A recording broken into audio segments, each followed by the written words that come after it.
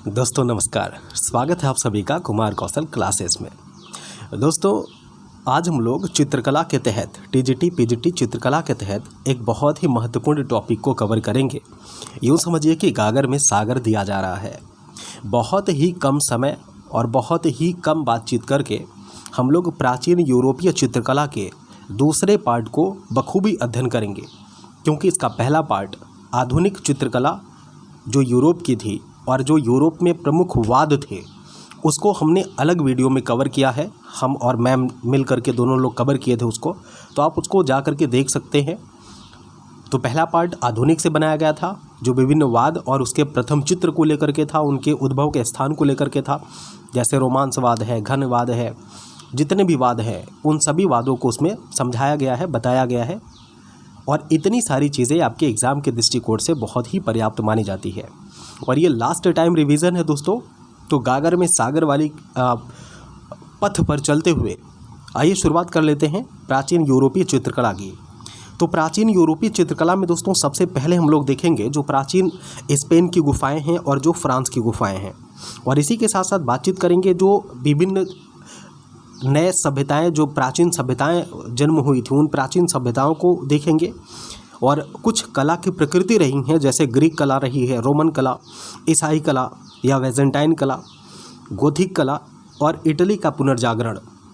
और इटली के पुनर्जागरण के तहत हम लोग ये भी समझने का प्रयास करेंगे कि पुनर्जागरण को जो 3 कालखंडों में बांटा गया है, प्रोटो रिनेशा, अर्ली रिनेशा और हाई रिनेशा, इन तीनों क्षेत्र से, इन तीनों कालखंड में कौन कौन से चित्रकार और उनकी कलाकृतियाँ प्रमुख हैं, इन सब को भी हम लोग कवर करेंगे। तो आइए शुरुआत कर लेते हैं अपने इस धारदार सेशन की। दोस्तों सबसे पहले हम लोग बातचीत करेंगे प्राचीन चित्रकला, जो यूरोपीय प्राचीन चित्रकला है उससे संबंधित कुछ बहुत ही महत्वपूर्ण पहलुओं पर। फ्रैंको कैंटेब्रियन क्षेत्र के अंतर्गत यूरोप की प्रागैतिहासिक कालीन गुफाएँ आती हैं, जिसमें पूर्वी स्पेन, दक्षिणी पश्चिमी फ्रांस के क्षेत्र शामिल हैं। तो ये दोनों पॉइंट्स दोस्तों एग्ज़ाम के दृष्टिकोण से बहुत ही महत्वपूर्ण है और यहाँ से सीधा सीधा आपके एग्ज़ाम में प्रश्न पूछा गया है। एकदम सीधा सीधा यहाँ से आपके एग्जामिनेशन में प्रश्न पूछा गया है। तो पूर्वी स्पेन और दक्षिणी पश्चिमी फ्रांस, ये दोनों फ्रैंको कैंटेब्रियन क्षेत्र के अंतर्गत आती हैं, जो प्रागैतिहासिक कालीन गुफाएँ हैं। अधिकांश जो चित्र हैं ये चित्र भित्तियों पर अर्थात दीवारों पर और छतों पर बनाए गए हैं। जो स्पेन की प्रमुख गुफाओं की हम बात करें तो स्पेन में अल्टामिरा की गुफा, नियो की गुफा, पिंडाला की गुफा, कवा देल कास्तिल्लो की गुफा और कुआला नास की गुफा, ये इतनी गुफाएं दोस्तों स्पेन में है। और इसको ध्यान दीजिएगा कि पूछा जाता है कि अल्टामिरा की गुफा कहाँ पर है, तो आप बताएंगे स्पेन में। ठीक इसी तरीके से आपसे पिंडाला पूछ ले, नियो पूछ ले, कुआला नास पूछ ले या फिर कवा देल कास्तिल्लो पूछ ले, तो ये सभी की सभी गुफाएं कहाँ पर है दोस्तों, तो स्पेन में है। अब हम लोग बातचीत करेंगे फ्रांस की कुछ प्रमुख गुफाओं पर। तो फ्रांस की कुछ प्रमुख गुफाओं में देखेंगे सबसे जो एक महत्वपूर्ण गुफा है जिसको हम कहते हैं लास्की की गुफा या इसी को लास्को की गुफा कहते हैं। और एक है मोंटे स्पान की गुफा, दूसरा है गरगास की गुफा, तीसरा है लेत्रास फेयर्स की गुफा और अगली गुफा है फांत द गाम और तथा ला कम्बारेल की गुफा। ये जो लेत्राय फेयर्स की गुफा है दोस्तों, ये 3 भाइयों की गुफा के नाम से भी प्रसिद्ध है। इनमें सबसे ज़्यादा बार पूछा गया है लास्की की गुफा या फिर लास्को की गुफा को और गरगास की गुफा को। ये पूछा जाता है कि गरगास की गुफा या फिर लास्की की गुफा कहाँ पर है, तो ये फ्रांस में है। तो दोस्तों फ्रांस और स्पेन, इन दोनों गुफाओं को आप इस तरीके से तुलनात्मक रूप से अध्ययन कर लेंगे। फ्रांस की गुफा में कौन कौन सी हैं और स्पेन की गुफा में कौन कौन सी हैं। जैसे स्पेन में अल्टामिरा, नियो, पिंडाला और इधर देखेंगे फ्रांस में लास्की और ये मोंटे स्पान, गरगास, फांत द गाम, ये सब गुफाएं जो हैं फ्रांस में है और स्पेन में है। इन दोनों गुफाओं को आप एक सामने रख करके और इसको समझने का प्रयास करिएगा दोस्तों। यहाँ से सीधा सीधा बहुत अंदर से नहीं पूछेगा, एकदम ऊपर से ही प्रश्न पूछे जाते हैं। चलिए हम कुछ सभ्यताओं की बात कर लेते हैं। जैसे सबसे पहले हम बातचीत करेंगे मिस्र की सभ्यता की। तो दोस्तों जो मिस्र की सभ्यता है ये नील नदी के किनारे विकसित हुई थी और इसी कारण मिस्र को नील नदी की देन भी कहा जाता है। मिस्र की सभ्यता में पिरामिडों का निर्माण किया गया था और पिरामिड का मतलब है कि कुछ इस तरीके के आकार यहाँ पर बनाए गए थे और अंदर समाधानों के साथ साथ दैनिक उपयोग की वस्तुओं को भी रखा गया था और ऐसी मान्यता थी मिस्र के लोगों की कि मृत्यु के बाद भी लोगों को अपने दैनिक आवश्यक वस्तुओं की ज़रूरत पड़ती है। इसी उद्देश्य के वशीभूत होकर के मिस्र में पिरामिडों का निर्माण कराकर राजा महाराजा या जो कुलीन वर्ग के लोग थे उनके दैनिक उपयोग की चीज़ें, उन वस्तुओं को उसमें रखा जाता था। इराक में दजला फरात नदियों के बीच में एक सभ्यता विकसित हुई थी जिसको कहते हैं मेसोपोटामिया की सभ्यता।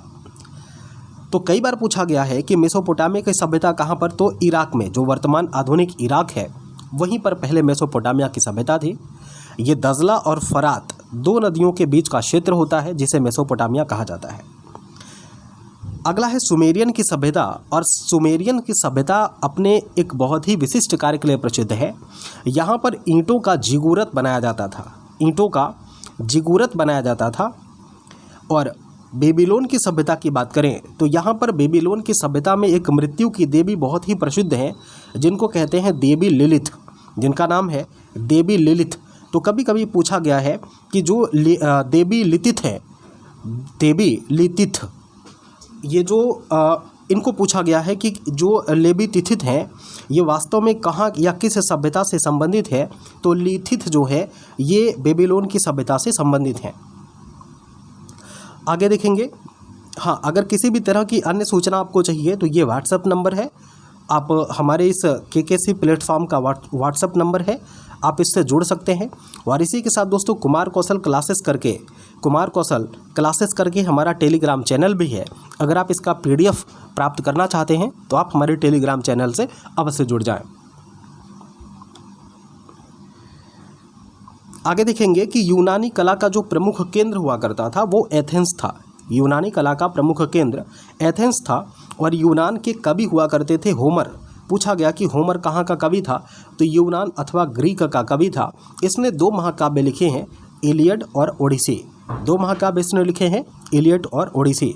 इन महाकाव्यों की रचना किसने किया है, तो यूनानी या फिर ग्रीक कवि होमर के द्वारा किया गया है। अगली बात देखेंगे दोस्तों, कह रहा है कि शास्त्रीय युग, अच्छा जो यूनानी युग है उसको 3 भाग में बांटा गया है। तो शास्त्रीय युग जो है, शास्त्रीय युग को कहा जाता है कि शास्त्रीय युग ग्रीक अर्थात यूनानी कला का स्वर्णकाल है। और इसी समय चक्का फेंकने वाली एक मूर्ति का, मतलब डिस्कस थ्रो नाम की एक मूर्ति का निर्माण भी किया गया था शास्त्रीय युग के अंतर्गत। दूसरी बात है, हेलेनिस्टिक युग को यूनानी कला के पतन का काल माना जाता है। शास्त्रीय युग को स्वर्ण काल माना जाता है जबकि हेलेनिस्टिक युग को यूनानी कला के पतन का काल माना जाता है। रोमन कला में वास्तुकला और मूर्तिकला को विशेष तरजीह दी गई है। रोमन कला में वास्तुकला और मूर्तिकला को विशेष तरजीह दी गई है, विशेषकर चित्रकला के संदर्भ में या चित्रकला की अपेक्षा रोमन कला में चित्रकला की अपेक्षा वास्तुकला और मूर्तिकला को विशेष महत्व दिया गया है।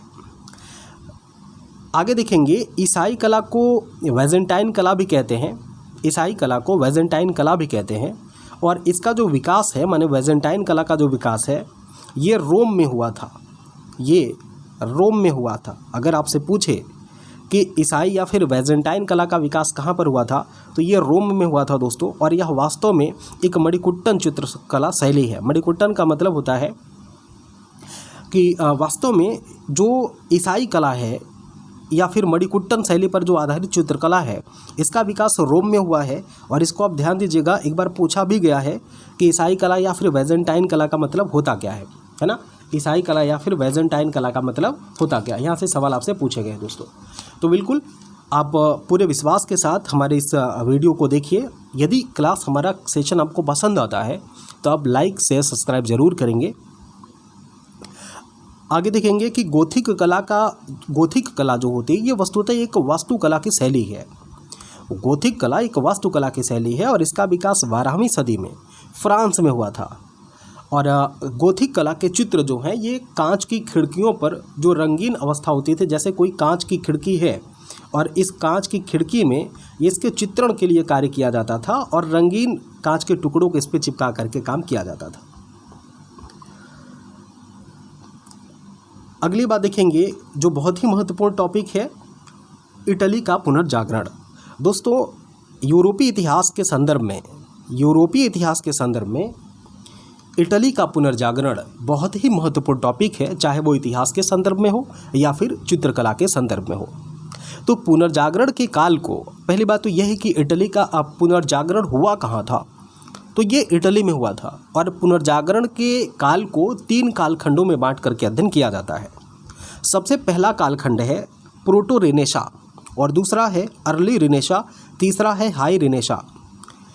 प्रोटो का मतलब होता है कि एकदम प्रारंभिक, मतलब अति प्रारंभिक हम कह सकते हैं, और अर्ली का मतलब प्रारंभिक, और फिर हाई का मतलब होता है उच्च रेनेसा, ठीक है, उच्च पुनर्जागरण काल। यहाँ से दोस्तों आपसे सवाल पूछा गया है कि कौन सा ऐसा चित्रकार है जो उच्च रेनेसा से संबंधित है या उच्च पुनर्जागरण काल से संबंधित है। तो इसमें Vinci, Leonardo da Vinci, Michael Angelo और रफाल सैंचियो, ये कुछ ऐसे कलाकार हैं जो हाई रेनेसा के अंतर्गत आते हैं, जबकि अर्ली रेनेसा के अंतर्गत मेसाचियो और सांद्रो बोत्तिचेल्ली आते हैं, और प्रोटो रेनेसा के अंतर्गत चुमाबुए और ज्वेतो का नाम आता है। ये जितने कलाकार हैं दोस्तों, बहुत और कलाकार भी हैं, लेकिन हमने जो बहुत ही महत्वपूर्ण है, जिनसे बार बार सवाल आपसे पूछे गए हैं, उन्हीं को हमने कवर किया है।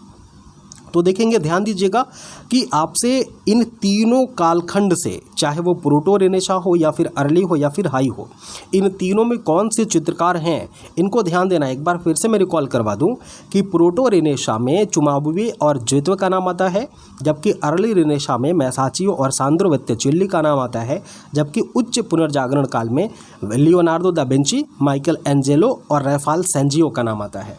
अब हम लोग एक एक कलाकार को और एक एक कालखंड को देखेंगे कि उससे बनने वाले जो महत्वपूर्ण प्रश्न हैं वो कैसे बनाए जा सकते हैं। तो देखें, चुमाबुए जो है ये इटली में इनका जन्म हुआ था और इटली के चित्रकला का पिता इनको कहा जाता है। इसने मैडोना की आकृति का चित्र बनाया था, मतलब मैडोना का चित्र बनाया था, ऐसा आप कह सकते हैं। ज्योतो का जन्म जो है ये फ्लोरेंस का महान चित्रकार कहा जाता है। ज्योतो फ्लोरेंस का महान चित्रकार था, और ज्वेतो और चुमाबुए ये दोनों ने अपने चित्रों की चित्रण शैली के कारण आधुनिक यूरोपीय चित्रकला के पिता के रूप में भी इनको जाना जाता है। सांद्रो बोत्तिचेल्ली जो है, सांद्रो बोत्तिचेल्ली ये बहुत ही महत्वपूर्ण एक चित्रकार के तौर पर विख्यात हुआ। और बोत्तिचेल्ली के संदर्भ में हम ये देखते हैं कि सांद्रो बोत्तिचेल्ली जो है, इसके प्रमुख चित्रों को कई बार पूछा गया है।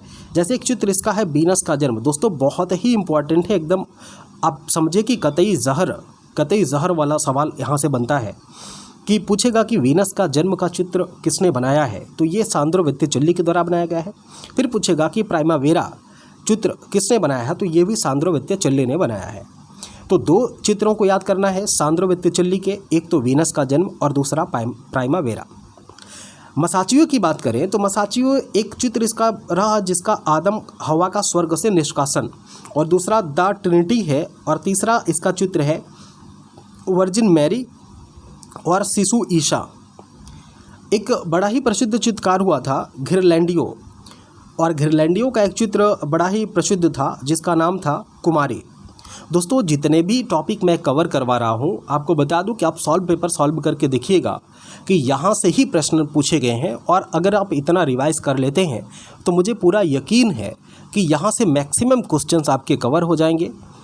लगभग 80% सवाल, अगर 20 सवाल भी ये यूरोपीय कला से पूछता है तो 20 में कम से कम 12 से 15 सवाल आपके मेरे दोनों इसी सीरीज़ से मिल जाएंगे, ऐसी संभावना है। तो ज़रूर आप इसको पढ़िएगा, 2-4 बार आप इसको देखिएगा ताकि चीज़ें एकदम से रटा जाएं आपको। आगे देखेंगे लियोनार्डो दा विंची के बारे में कि विंची का जन्म इटली के फ्लोरेंस शहर में विंची नामक एक स्थान पर हुआ था। लियोनार्डो दा विंची का जन्म इटली में हुआ था दोस्तों, यह भी ध्यान देना है, इटली में इसका जन्म हुआ था, और फ्लोरेंस शहर में हुआ था विंची नाम के स्थान पर।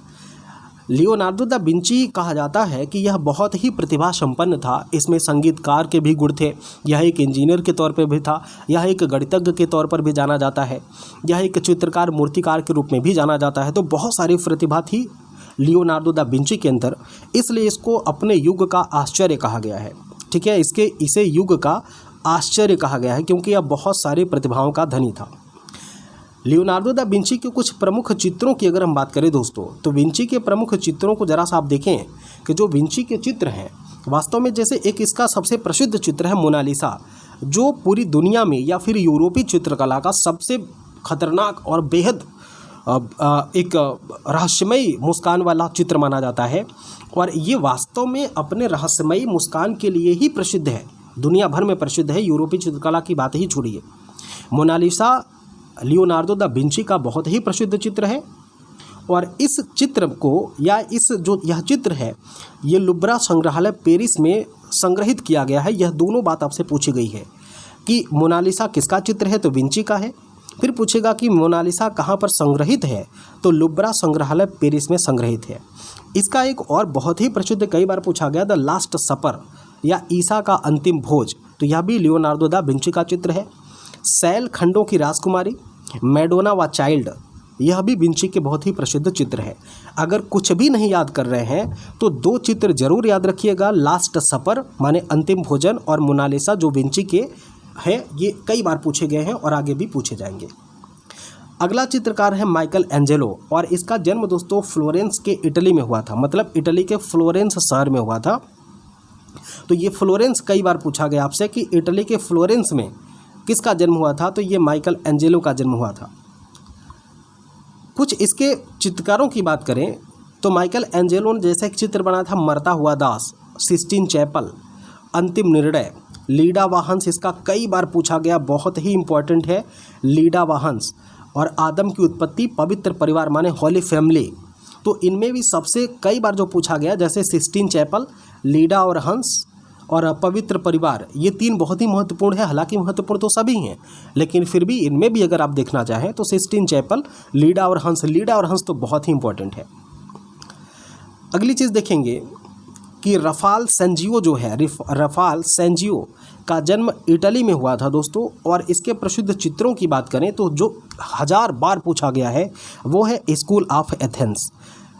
रफाल के चित्रों में या राफेल के चित्रों में सबसे महत्वपूर्ण चित्र है स्कूल ऑफ एथेंस। और इसके अलावा सैनिक का स्वप्न, घूंघट वाली महिला और डिवाइन पेंटर, ये भी इसके महत्वपूर्ण चित्र हैं। लेकिन सैनिक का स्वप्न और स्कूल ऑफ एथेंस ये दो बहुत ही महत्वपूर्ण है जो रफाल के द्वारा चित्रित किया गया है। और रफाल का जन्म इटली में हुआ था। तो दोस्तों ये लगभग पूरा सीरीज़ हम लोगों ने समाप्त कर लिया है। यहाँ से जितने भी प्रश्न पूछे जाएंगे उसको आप करने की कंडीशन में है, बस 1 से 2 बार आप इसको देख लीजिएगा। जैसा कि हमने बताया आपसे कि एक बार आपको इसमें से देखना है, जैसे फ्रैंको कैंटेब्रियन क्षेत्र के अंतर्गत क्या क्या आएगा, तो पूर्वी स्पेन और पश्चिमी फ्रांस, दक्षिणी पश्चिमी फ्रांस के क्षेत्र आते हैं। ये दीवारों पर और छतों पर चित्रकारी किया गया है। स्पेन और फ्रांस की कौन कौन सी प्रमुख गुफा है, आप इसको कई बार 2 से 3 बार 4 बार अगर देख लेते हैं तो मुझे नहीं लगता कि किसी भी तरह की समस्या आपको होने वाली है। फिर भी अगर दोस्तों आपको कोई समस्या है, आप अलग से कुछ एडवाइस लेना चाहते हैं, तो ये हमारा व्हाट्सएप नंबर है, आप निसंकोच इस पर आप मैसेज कर देंगे, कॉल करने से बचेंगे। आप मैसेज कर देंगे, अगर मैसेज आपका रिप्लाई लायक रहा तो मैं आपको रिप्लाई ज़रूर करूँगा। बस समय ये प्रयास करिएगा कि कॉल करने से बचिएगा, है ना, कॉल करने से बचिएगा, क्योंकि समय बहुत कम होता है, काम बहुत ज़्यादा होते हैं। ठीक है, तो खूब अपना ख्याल रखिए, मस्त रहिए और मिलते हैं किसी नेक्स्ट वीडियो में। और सबसे बड़ी चीज़ ये है कि आप लोगों ने हमारे वीडियोस को इतना ज़्यादा प्यार दिया है, इसके लिए आप सभी भाइयों का तहे दिल से स्वागत है। सभी को जय हिंद। मिलते हैं हम लोग नेक्स्ट वीडियो में। Thank you.